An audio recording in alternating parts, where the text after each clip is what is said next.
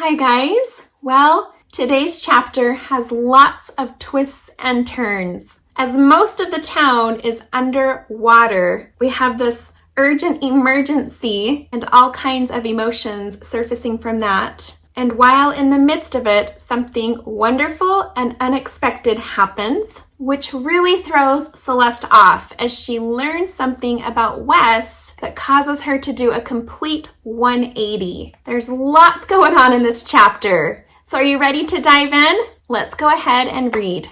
Chapter 18, Rising Water. I called Jean to check on Dr. Kramer's condition, and she said he's doing great and should be released by tomorrow. That's great, Dad. Did she say anything about rescheduling our appointments? That's the funny thing. She said that she had talked with him about pushing his appointments another 2 weeks to give him some time to recover, and he gave her specific instructions to keep our appointments as they were. You mean he's coming in just to meet with us? That's what she said. I don't understand it myself, but Jean said she couldn't get him to change his mind. Well, that's one loyal therapist. So are you coming with us to help clean up? Are you talking about the flood damage? Celeste peeked out the blinds of the living room window, and it looked like the unveiling of the lost city of Atlantis. Soggy lawns and trees, driveways that looked like boat ramps, and people dressed in rubber raincoats and boots. The rain had stopped a couple of hours ago, yet the street still looked like a small river. We're lucky we didn't have any flooding downstairs, Mr. Day said. I stayed up all night making sure of that, but some of our neighbors weren't so lucky. Well, I can't think of a better way to spend my Saturday than doing some neighborly service. How can I help? Your mother and I found our old water pump and are going to go around pumping out basements. But until the power is back on, grab a bucket. The front door opened, and in came Celeste's mother, jeans soaked from the knees down. It's like a scene from the apocalypse out there. I've never seen anything like it. Just about every family in the neighborhood is outside on their lawn in complete shock. Well, let's get to work. Buckets are in the shed, Mr. Day said, leading the way out the back door. Celeste found some black rubber boots in the mudroom and put them on. She had decided that today she was going to forget about herself, forget her worries, her struggles, and her pain, and put her energy into doing some good. Yes, her reputation was up for questioning, but what was done was now done, and there was no undoing it. Sulking was not very productive and didn't seem to accomplish much. However, helping others seemed to be a better use of time and almost therapeutic. Today, she was going to be more like Gia. She followed her parents down the street as they went from house to house assessing each situation. The first two homes seemed to have their flooding under control, but the third home was that of Mrs. Pearl Whitney, an elderly widow who lived alone. There was a foot of water in her basement, and she stood in the doorway in her floral nightgown in tears. Thank the Lord for good neighbors like you, she said as Celeste and her parents made their way down into the basement. The water was murky, and the basement smelled like wet wood.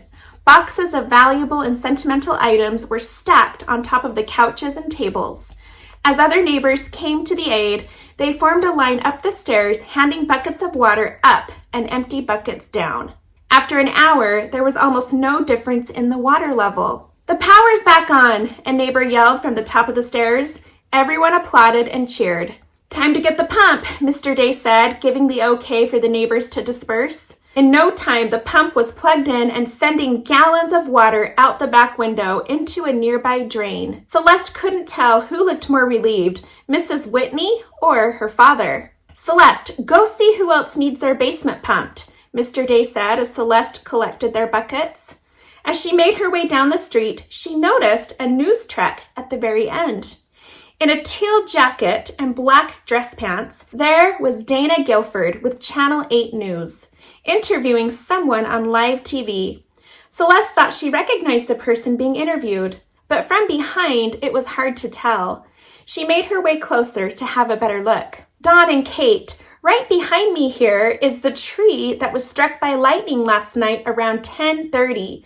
The victim, Herschel Herman, an 81-year-old man who lives here, had stepped outside to examine a plugged rain gutter. That's when lightning struck the tree above, sending part of it crashing down right onto Herschel. In fact, he told paramedics that he was trapped for a couple of hours until this young man heard his cries and came to the rescue. So, what was going through your mind when you saw him? I could tell he was frightened, and I knew what I needed to do. The tree had him pinned next to the fence. With all my strength, I lifted it off his legs and was able to get him out. Many are calling you a hero. Would you agree? No, I did what I had to do. You were certainly in the right place at the right time. Now, doctors tell us that Herschel is a diabetic, and had he not been found, he may have gone into shock. Fortunately for him, he suffered minor bruises, scrapes, and a fractured knee. But the medical staff we spoke with say he's going to be just fine. Dawn and Kate, back to you. Dana reached over and shook the hero's hand. As he turned around, Celeste lost her breath as her eyes met those of the familiar man. It was Ezra. Could it really be? She had convinced herself last night that he simply didn't exist. Was she seeing things again?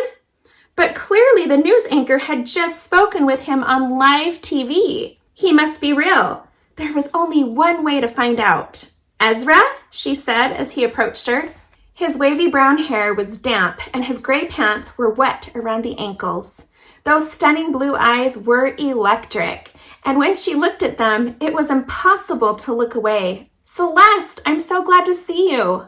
Excuse me, miss, the news anchor interrupted. Do you live on this street? Yes, I do, about 7 houses down. Would you be willing to go on camera in about 5 minutes and talk about the conditions of your home and the neighborhood? Sure, I guess. Great. Just stand by for a little bit and I'll let you know when we're on. What's your name?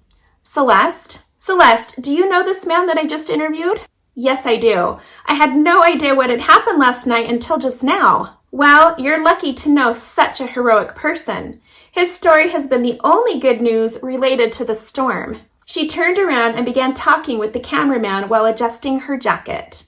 Celeste was still in awe that Ezra was standing next to her, that he saved someone's life, and that Channel 8's best news reporter confirmed his existence. This was all the proof she needed to release the first smile in over 24 hours. Butterflies tickled her stomach as a warm rush enveloped her from head to toe. Celeste, I was on my way to see you, and then the news reporter stopped me. The family across the street recognized me from last night and pointed me out to her. What were you doing here so late at night? It's a long story. Let's wait until we have some time to talk. You don't know how happy I am to see you. I was told. I know about the video. You don't have to say anything. Just rest assured that I am real. That's what I came to talk to you about. You have to come meet my family. My parents need to see you. Celeste, I have to go now. I only had a short amount of time to come see you, and I have to get back. Her heart sank as he spoke those words, but the calmness in his eyes assured her that she would see him soon. But when will I see you next? Monday. You promise? I promise. Celeste smiled and tucked her hair behind her ear as she felt someone tap her on the shoulder. Celeste, are you ready? She turned to see Dana standing with microphone in hand. The cameraman came towards her, counting down out loud. We're on in 3, 2, and 1. Well, last night's storm sure took a toll on the residents of Pleasant Oaks. I have standing next to me Celeste, who lives a few houses down. Now tell me, Celeste, have you ever seen a storm cause this much damage in your neighborhood? No, it's been years since we've had a rainstorm like this, but this is the first flood of this kind that I've seen. Now, did you experience flooding in your house? Fortunately, we are one of the lucky ones, but I've been into the homes of my neighbors and they have anywhere from 1 to 2 feet of water in their basements. This storm surely set a record for rainfall, and residents in this area are cleaning up the aftermath from what's said to have been an epic storm. Dana turned back to the camera. Now, we reported earlier about a 22-year-old victim in last night's rollover at the intersection of Holiday Avenue and 15th Street. The accident was storm-related, and from what we are told, the victim remains in serious yet stable condition. Authorities say, if you have to leave your house today, do so with caution. Back to you, Dawn. Thank you, hon, Dana said to Celeste before walking down the street to investigate the flood damage. Celeste turned to look for Ezra, but he was gone. She would have to keep this moment a secret, at least until her family could meet him. No one would ever believe her, would they? His actions were so heroic, and his attitude was so humble. What was he doing here last night? To think that while she was crying herself to sleep over the fact that he didn't exist, he was yards away saving a man's life. Monday couldn't come fast enough. He's the son of the owners of the Audi dealership. I saw the dealer plate on the car and an officer recognized him from his ID. Was the news reporter talking about Wes? Celeste looked over to see her talking with the cameraman. That car was totaled. I can't believe he survived. Excuse me, Celeste interrupted. Are you talking about the rollover you reported on? Yes, did you see it? Dana asked as she took off her jacket and handed it to the cameraman. No, but I heard you say it was a 22-year-old victim and the son of the owners of the Audi dealership. Yes, that's correct. Do you know him? He was on his way home from my house. Celeste couldn't believe it. Had she been so eager to rid Wes from her life last night that her intense emotions prevented any inkling of warning to enter her mind? Why didn't she sense anything? If she hadn't told him to leave, this wouldn't have happened. Could his emotions have been the reason for the rollover? Maybe it wasn't the storm at all. Guilt and fear raced through her mind as she ran back towards home. She needed to get to the hospital to see if he was okay, to see if he would forgive her. Celeste, what's the matter? Her mother shouted from the doorway of the neighbor's house. It's Wes. He was in an accident. I'm going to the hospital. Mrs. Day ran to her daughter and followed her into the house. Did you see it in your mind? Is it happening right now? No, Mom. I heard it from the news reporter. News reporter? Never mind. There's no time to explain. I just need to go. Celeste, how are you going to get there? The roads are a mess and most of them are shut down. I'll have to find a way. Be safe. Your father and I will try to make it up there as soon as he finishes the last basement. While Celeste searched for her keys, she looked over and noticed her grandmother sitting in front of the television, staring out the window. There was Dana Guilford again, during the live breaking news broadcast, walking through one of the neighbors' basements. Mom, are you okay? Mrs. Day walked over and turned off the TV. Yes, Margaret, I'm quite all right. You look as though you've seen a ghost. Celeste's grandmother turned to look at Celeste as she smiled. If you only knew. Later that day. Ma'am, the family has requested no visitors for the time being. The stern-looking nurse, who resembled a younger Aretha Franklin, turned back to her computer and began typing away. But can you tell them I'm here? I'm practically like family. I just spoke to them 15 minutes ago and they made it pretty clear. But I drove all this way and put my life on the line with those road conditions. Yes, you did. Not very smart on your part. Can't you make an exception? Look, if you continue to bother me about this, I'll have to call security. Celeste turned away from the less than friendly nurse and made her way over to the waiting room. She would just have to wait until something changed, even if that meant waiting all day. You know, if you are practically family, then why don't you just call the patient's family and let them know you're here? The nurse left her desk. Either she had a change of heart and was going to notify Wes's family, was taking a bathroom break, or was going to alert security. Celeste didn't know. All she knew was that she was trying to stay put until allowed to see Wes. Feelings of guilt riddled her body. Yes, Wes had made a mistake, but he was honest about it and trying to fix it. Celeste offered him no mercy. Who was she to be so unkind? Hadn't mercy been the one thing that she herself had longed for all of these years? She knew all too well how it felt to be on the other end of the stick, pleading for someone to understand your intentions and to give you the benefit of the doubt. Who was she to pass such judgment and to axe someone out of her life just for trying to make things right? Of course, this was how the cards would play out. How else would Celeste realize that she had made the bigger mistake? It would need to take something life-altering to help her change her mind. This was so unfortunate. If only she could rewind the clock and have allowed Wes to stay. If she wouldn't have jumped to conclusions and let her emotions take over. If she just would have listened to him and allowed him to clean up the damage. That's all he was trying to do, was seek her forgiveness. How could she have been so ignorant? Playing the if-only game was not going to get Wes out of the hospital or undo the last 48 hours to save the least. It was time to be in the here and the now, to devise a game plan for the situation at hand. Celeste needed to be ready to face the family of the man she had pushed away. She needed to convince them that yes, she was responsible for this, and that she could have prevented it, but that she was here to make it better. She was here to forgive and ask forgiveness.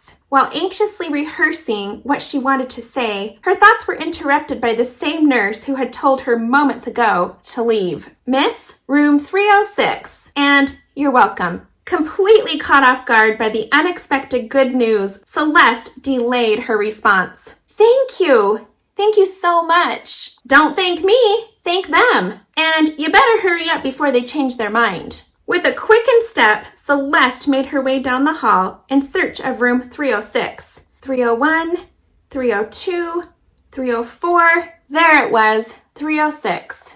The door was cracked open. Had they left it ajar just for her? Her heart pounded as she quietly knocked. "Come in," came the response of Mrs. Cartwright in a gentle tone. Celeste slowly pushed the door open. There in front of her stood Wes's parents at the foot of the hospital bed. His younger teenage brother Keith and his grandparents were seated in the chairs against the adjacent wall. All except for the beeping monitors and medical equipment, it was eerily silent. "I'm sorry to interrupt. I just found out moments ago and I had to come." "He's been asking for you," said Mrs. Cartwright as she stepped away to make room for Celeste. Wes's mother was a beautiful woman with long sandy-colored hair, full red lips, and a thin frame. In light blue capri pants and a white blouse, she seemed so calm and put together. Wes's father was the athletic type, just like his son.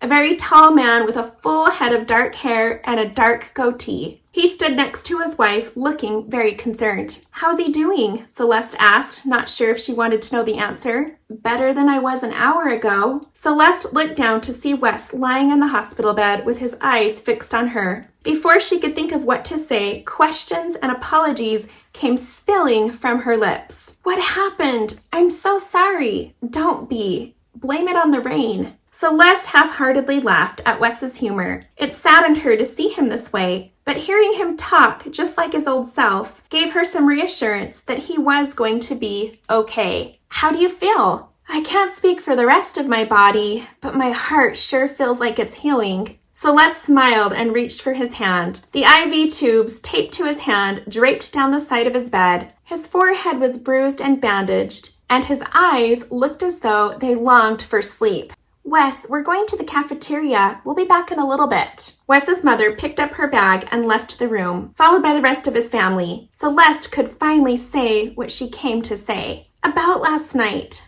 I owe you an apology. It was a rough day for me, and I had no right to talk to you the way that I did." "Are you apologizing because of my circumstance?" "No, I mean, yes. I guess hearing about what happened to you was kind of like a wake-up call." "How did you find out?" "Dana Guilford with Channel 8 News. She was reporting live on my street, and I heard her mention an accident. Audi dealership, son of owners, and I put the pieces together. When she said serious condition, I came straight here. They downgraded me from serious to fair about an hour ago. Once I started talking, I guess they figured I had improved." "So, some storm, huh?" "I saw the flooding on the TV. Must have been pretty bad on your street if Channel 8 News was there. We were lucky to not have any flooding, but the rest of the neighborhood is underwater. So, I heard about your car. Was it really totaled? Do you remember what happened?" "I haven't seen the car, but I'm not too worried about it. I guess I just hit a deep intersection of water, like a lake, you know. I accelerated when I saw the light was turning yellow, and that was my mistake. Before I knew it, I was upside down and completely out of it before anyone got there." I woke up here and now I'm just assuming I'm on some pretty good pain medication because I don't feel a thing. Did you break anything? 2 ribs. The rest of the injuries are just whiplash, bruises, and cuts. That's what the doctor said. I'm so glad to hear. I mean, I was prepared for the worst, so this really is a relief. You seem so happy. I don't see any reason not to be. My life was spared. You're here, and something incredible has happened. Does it have to do with what you said about being a changed man? Yes. After you drove away from Tony's party, all I wanted to do was go find you. I didn't want to go back in that house, and I didn't want to talk to anyone. I just had you and you only on my mind. Not to mention Jack Daniels in your system. I'm sure that had something to do with it too. All I could think about was getting to you and making things right. So I started walking. I walked and walked with the intention of walking straight to your house. That would have taken all night. How far did you get? About a few miles up the road, it was already after midnight, and a stranger pulled over to see if I needed a ride. Realizing I wasn't making a lot of progress on foot, I agreed to get in. He was a nice guy and offered to take me wherever I needed to go. A few minutes later, he was asking me a lot of questions like where I had come from and where I was going. Suddenly, I found a dual meaning in his question. Where did I come from? And why am I here? What am I doing? Where am I going? I seriously began to question the choices I was making and the kind of person I was becoming. Celeste, it was like a curtain had been in front of my eyes all of this time, and it finally opened. I could see clearer, and things just started making more sense. Suddenly, I noticed something in front of us. There was a tow truck towing a car, but not just any car. It was the car of the man in the wheelchair and his wife's. You know, the white Ford Taurus we saw parked in the driveway with the sticker on the back window that read, Maria's house cleaning? It was being repossessed. Well, remember how I was telling you that it felt like we should have done more for that man and his family? The thought came to my mind that I could do something for that family. I could get them a new car. I mean, my family owns a dealership. It's a no-brainer. Have you talked to your parents about this? Celeste asked as she turned to see a nurse adjusting the equipment behind her. No, I haven't had the chance. It was sort of a crazy day yesterday. Sort of? They both laughed as the nurse gave them a suspicious look and then left the room. My dad is always looking for a good tax write-off, and so I think he'll be on board. In fact, I wouldn't be surprised if he used this to benefit his business. This would be good PR for him. Well, I hope you're not going to do this for good PR. No, you see, in that moment when the idea came, I finally realized that all the things that I always thought were so important really were not important at all. What was important was having a purpose, a meaningful purpose. And I believe that helping others is my purpose. What happened to you? That must have been some rollover. No, this was all before the accident. In fact, the accident helped me to realize how little time we have with our life. You never know when it could be your time to go, so you shouldn't procrastinate. Well, Wes, if this is all true, what you've been telling me, then I have to say, I think I can put our past behind us. Celeste wasn't kidding. She could see something very different about Wes. A change in his countenance that outshined all the mistakes he had ever made. Yes, he had always been a good-looking guy, but whatever had changed inside of him amplified those looks 100-fold. You don't know what that means to me, Celeste. I don't want to be that guy anymore. That guy that doubts you, disagrees with you, and puts his pride before everything else. I don't want whatever it is that we have to become a game, something I have to win. I just want to earn your trust, respect, and your love. I want to start all over, if that's okay with you. Celeste smiled at the fact that Wes was asking permission for his humble request. Of course it is. I'd like that too. She took his hand as he pulled her toward his chest, where she rested her head on his hospital gown. Ouch! He winced in pain. Oh, sorry, I forgot about your injury. No, don't worry about it, he said as he put his arm around her. This right here is worth all the pain in the world. Celeste could really get used to this. It had been so long since she had allowed anyone to put their arms around her. It felt so warm, so safe, and so right. If she could freeze time, she would freeze it now. Heavens to Betsy, child! You're going to kill him! The nurse rushed toward Celeste, shooing her away from Wes. That is strictly forbidden with rib injuries. One wrong move and you could send those ribs right into his lungs. It's not her fault, Wes said in Celeste's defense. Actually, I think it was kind of helping with my recovery. You think she takes your breath away now? Well, she'll really take it away if you keep that up. Celeste stood behind the nurse, trying not to laugh. Wes tried, but was unable to conceal his smile from the nurse. Unbelievable, the nurse muttered as she turned to leave the room. Young people these days, turning hospital rooms into hotel rooms. Now, there's a lady who takes her job seriously, Celeste said, busting out into laughter. Well, I won't be dying on her watch now, will I? Now that I know you're going to be okay, I think I better get back to the wetlands and help my parents. You know, if I could, I'd be there in a heartbeat helping you guys. Yes, I know that. You just worry about getting better and I'll worry about staying dry. Right. Celeste closed the door and let out a sigh of relief as she paused to think about what just happened. Just hours ago, she couldn't stand the sight of him, and now it made her sad to leave him. If anyone would ask her to explain it, she couldn't. It didn't make any sense at all.